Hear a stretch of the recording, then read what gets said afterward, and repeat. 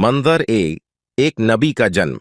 रावी सन 570 ईस्वी में मक्का शहर में एक बच्चे का जन्म हुआ जिसका नाम मोहम्मद था।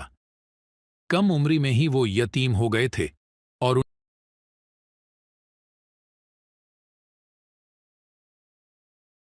उनके दादा और फिर उनके चचा ने उनकी परवरिश की। मोहम्मद बड़े होकर एक ईमानदार और मुअज़्ज़ज़ ताजिर बने। रावी 40 साल की उम्र में जब मोहम्मद गारे हरा में मुराकबा कर रहे थे तो उनके सामने एक हैरत अंगेज वाकया पेश आया। फरिश्ता जब्राइल जाहिर हुए और उन्हें कुरान की पहली आयत सुनाएं जो इंसानियत के लिए अल्लाह का आखिरी पैगाम था। जब्राइल, अक़रा बिस्मि रब्बिकल्लज़ी ख़लक़ ख़लक़ल इंसान मिन अलक़िन इक़रा व रब्बुकल अकरमुल्लज़ी अल्लम बिलक़लम अल्लमल इंसान मा लम यअलम। रावी इब्तदा में मोहम्मद खौफज़दा और उलझन में थे, लेकिन अपनी बीवी खदीजा और अपने चचाजाद भाई अली के तावन से उन्होंने अल्लाह के रसूल के तौर पर अपनी जिम्मेदारी कबूल की।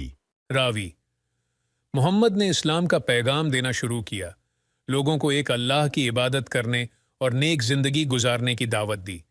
उन्होंने रहम दिली, खैरात और इंसाफ पर जोर दिया। मोहम्मद, ला इलाहा इल्लल्लाह मुहम्मदुन रसूलुल्लाह। इस्लाम हमें सच्चाई, अपने पड़ोसियों के साथ हुस्न सलूक और गरीबों के साथ सखावत की तालीम देता है। मक्का के ताकतूर लोग मोहम्मद की तालीमात से खौफजदा हो गए। उन्होंने मोहम्मद और उनके पैरोकारों पर जुल्म ढाया। 622 ईस्वी में मोहम्मद और उनके पैरोकार यसरब की तरफ हिजरत कर गए, जिसे बाद में मदीना के नाम से जाना गया। इस वाक़ये को हिजरत कहा जाता है और ये इस्लामी तक़वीम का आगाज है। मदीना में मोहम्मद ने इस्लामी उसूलों पर मबनी एक मजबूत कमीवंटी तश्कील दी। मदीना के माहिदे का क़ियाम हुआ जिसने मुसलमानों, यहूदियों और दीगर कमीवंटियों के दरमियान बाहमी एहतराम और ताउन को फ़रोग़ दिया। मोमिन भाई भाई हैं, लिहाजा अपने भाइयों के दरमियान सुलह करो और अल्लाह से डरो ताकि तुम पर रहम किया जाए।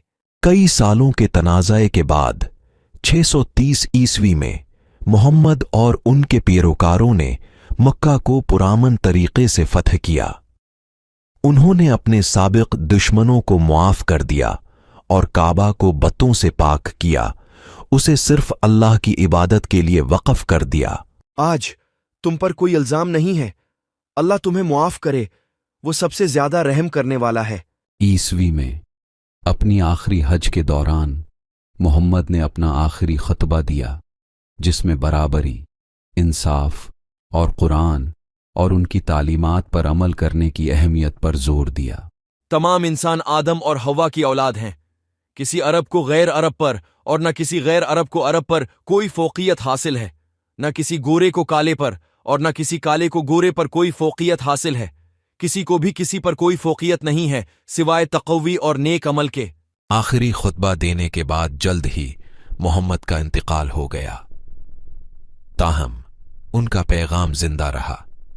इस्लाम ने तेजी से पूरे अरब जजीरा निमा और उससे आगे फैलकर तारीख का रख बदल दिया।